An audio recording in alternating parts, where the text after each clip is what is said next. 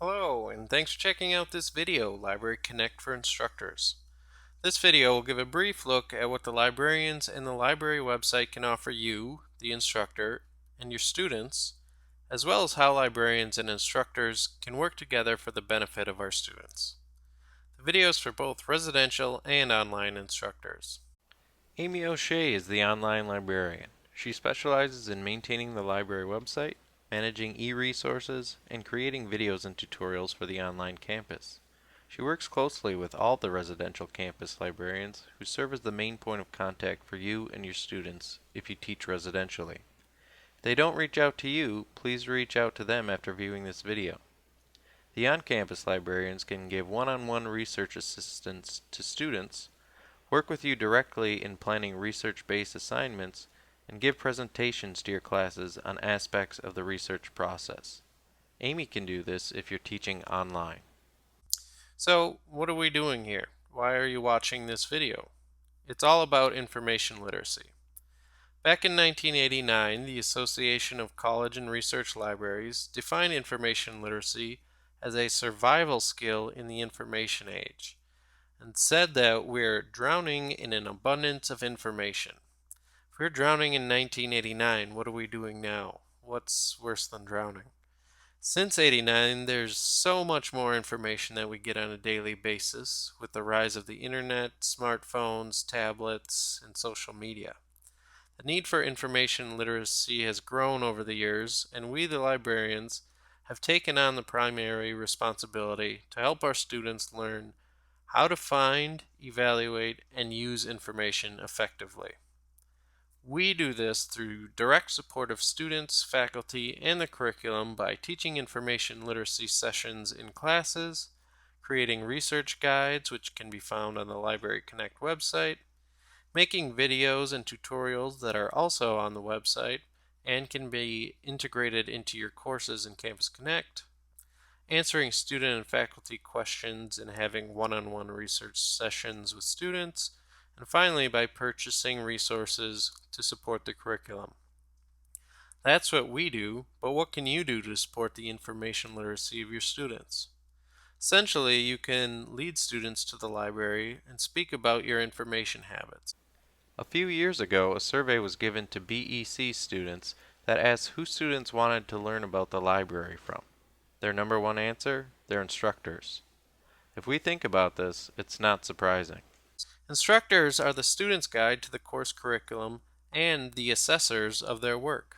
Of course they want you to tell them what resources to use. You're grading them, and you set the course expectations. We librarians ask that you allow us to help you and your students when they need to find, evaluate, and use information that doesn't come directly from the textbook. It is our area of expertise, and chances are we know of a perfect resource for students. By hearing about the library from you, you create a bridge between the librarians and students. In the end, this relationship is not only beneficial to students and librarians, but students will be turning in better research projects. That will help you out. Well, this has gotten a bit abstract, so let's look at it more concretely. What are some ways to help your students become information literate? Our first suggestion is to explore the library resources available to you. It doesn't need to be anything formal, but take 10 minutes and look through the LibraryConnect website. Look for the research guide that applies to your course. Do a search for articles and books on a topic that applies to your course. Try texting a librarian or use the chat feature. Find something cool? Let your students know about it. Don't forget that your librarian is your most valuable resource. Talk to us. Seriously. We're real people and want to integrate ourselves into the curriculum as much as we can. We can also show you the instructional videos we've made for you to integrate into your hybrid or online courses. You can also encourage information literacy by sharing your knowledge of information sources in your career field. For example, as someone in the veterinary field, where do you turn for information? Do you have a favorite website you go to? Are you a member of a professional organization? Do they send you a trade journal? Are there certain books that you used heavily when you were a student?